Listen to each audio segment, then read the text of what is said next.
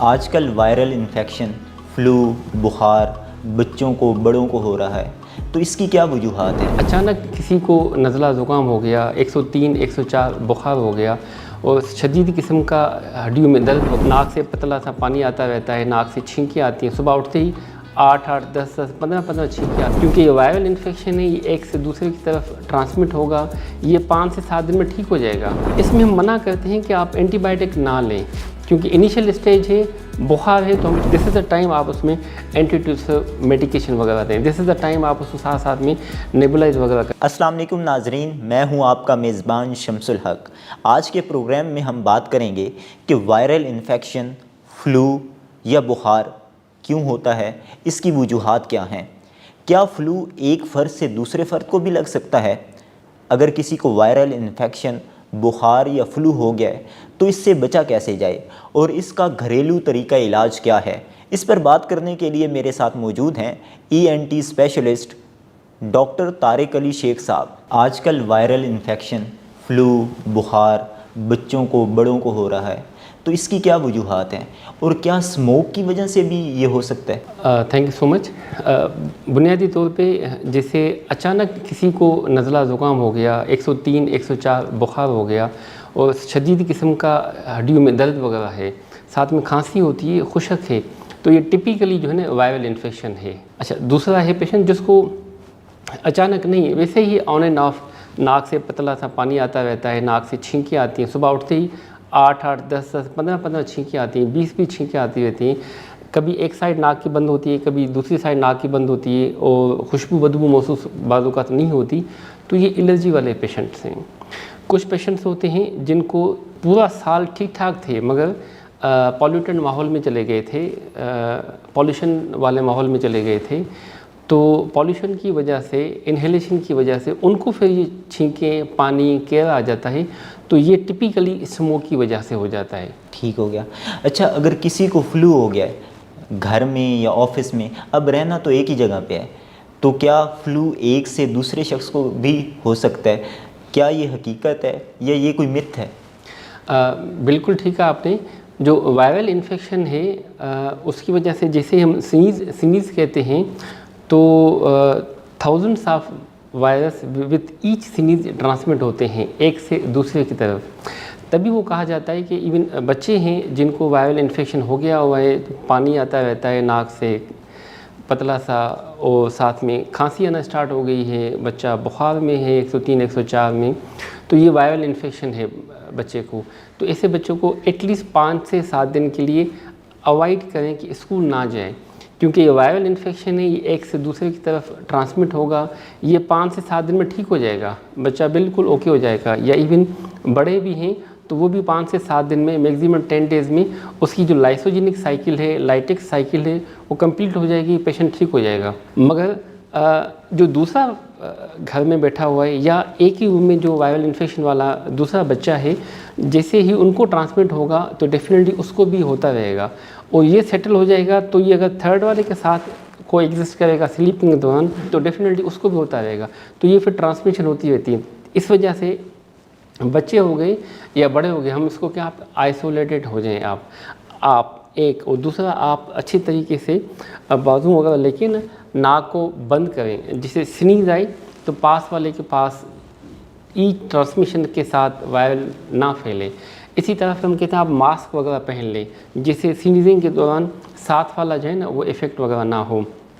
तो ये droplet infection होता रहता है, जो नाक से ड्रॉप्स वगैरह आते रहते हैं, उसी के थ्रू ट्रांसमिशन होती रहती है। डेफिनेटली उसी कमरे में, उसी रूम में सोना मना किया जाता है, इवन स्कूल के लिए जाने से भी अवॉइड किया जाता है, क्योंकि this is a viral infection और डेफिनेटली ट्रांसमिट होगा। अच्छा, अब किसी को वायरल इन्फेक्शन, बुखार या फ्लू हो गया है, तो अब इससे बचा कैसे जाए और क्या कोई घरेलू सस्ता तरीका इलाज भी है? डेफिनेटली वायरल बुनियादी तौर पे सेल्फ लिमिटिंग डिजीज़ है, यानी कि खुद ही सेटल हो जाती है। इसमें हम मना करते हैं कि आप एंटीबायोटिक ना लें, क्योंकि इनिशियल स्टेज है, बुखार है, तो हम कहते हैं आप अच्छे तरीके से आप एंटीबायोटिक मेडिकेशन लें, जैसे कालपोल आती है बच्चों में, बुफिन वगैरह मेडिकेशन वगैरह आ जाती है, हम कहते हैं वो लें। बच्चे का ना बुखार कम होना चाहिए, आप 4-4 घंटे के बाद बेशक कालपोल, बुफिन अल्टरनेटिव वगैरह आप करके दें, कोल्ड स्पंजिंग वगैरह आप उसको करवाएं, जिससे हीट की जो है ना रिलीज़ होती रहे और पेशेंट का बुखार जो है ना वो उसका सेटल हो जाए। तो वंस फीवर सेटल हो जाता है, इस दौरान नाक बच्चे का बंद रहता है, तो हम कहते हैं आप डीकंजेशन नेज़ल ड्रॉप्स वगैरह दे दें, या हम कहते हैं आप स्टीम वगैरह बच्चे को दे दें, जिससे वो इनहेल करता रहे, नाक इसका जो है ना वो यानी कि खुला रहे। खांसी वगैरह है तो हम उसमें भी हम कहते हैं आप बेशक आप बच्चे को नेबुलाइज वगैरह यानी कि कर दें। तो ये मेडिकेशन दी जाती है विदाउट एंटीबायोटिक, ठीक है, 5 से 7 दिन में ठीक हो जाते हैं। घर पे हम कहते हैं हनी है तो आप हनी वगैरह आप ले लें, आप इम्यून सिस्टम को बूस्टअप करें। बच्चे को आप बॉयल अंडा दे दें, गरम गरम दूध दे दें, सूप दे दें, यखनी वगैरह दे दें। एक तो बच्चे की प्रॉपर डाइट भी होगी, साथ में इम्यून सिस्टम भी होता रहेगा और साथ में इसकी ड्रेनेज होती रहेगी।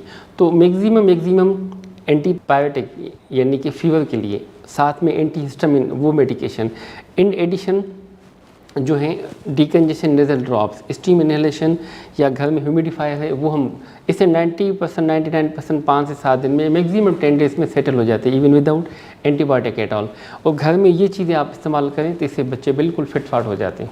ठीक है। अच्छा, जिस तरह आपने जिक्र किया कि फ़्लू जो है वो 1 हफ्ते के अंदर ठीक हो जाता है, बुखार भी ठीक हो जाता है, अगर ठीक ना हो तो फिर क्या करें?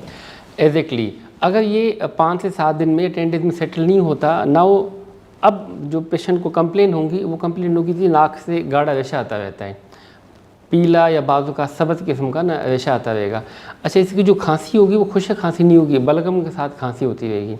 इसके चेहरे में शदीद किस्म का दर्द महसूस होता रहेगा, बाजू का दोनों जबड़ों में, आँखों के दरमियान या सर पे महसूस होता रहेगा। हल्का हल्का सा फीवर भी रहेगा, हड्डियों में हल्का हल्का सा दर्द भी रहेगा। Now this is a bacterial infection, चाहे वो साइनसाइटिस की शक्ल में हो, चाहे वो चेस्ट की शक्ल में हो। अब ये वायरल इन्फेक्शन नहीं है, now this is bacterial infection, इसमें फिर हम पेशेंट को एंटीबायोटिक हम देंगे। दिस इज़ द टाइम आप उसको एंटीबायोटिक दें, दिस इज़ द टाइम आप उसमें एंटीट्यूसिव मेडिकेशन वगैरह दें, दिस इज़ द टाइम आप उसको साथ साथ में नेबुलाइज वगैरह करते हैं।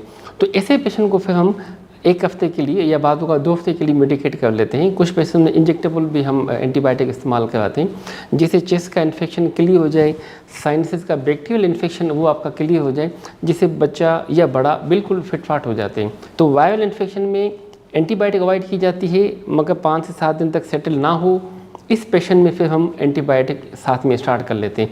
इन एडिशन जो जितनी भी प्रिवेंटिव मेजरमेंट थी, डाइट का ख्याल था कि बड़ा है तो सूप लें, यखनी लें, चाय लें, कॉफ़ी लें, सूप लें, इस तरह की चीज़ें इस्तेमाल करते हैं।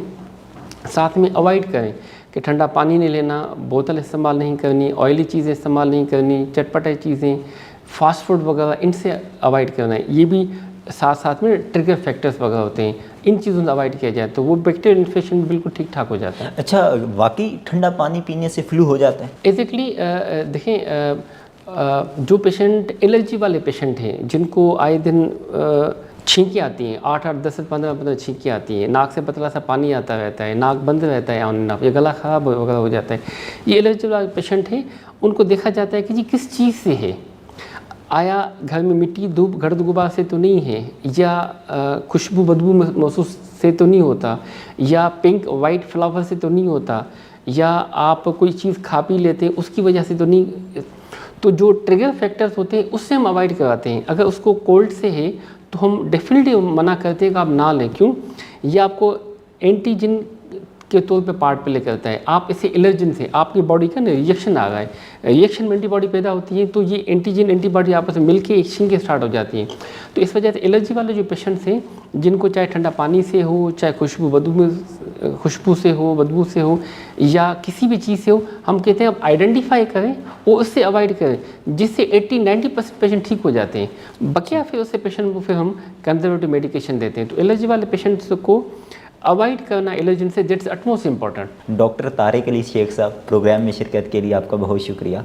मैं उम्मीद करता हूं कि हमारे वो नाजरीन जो ये जानना चाह रहे थे कि अगर उनको वायरल इन्फेक्शन, फ्लू या बुखार हो गया है तो वो इसका इलाज कैसे करें, उनके लिए ये इंटरव्यू इंतहाई मुफीद साबित होगा। इस प्रोग्राम के हवाले से अपना फ़ीडबैक कमेंट बॉक्स में लिखिए। अगले प्रोग्राम तक दीजिए इजाज़त। अल्लाह हाफिज़।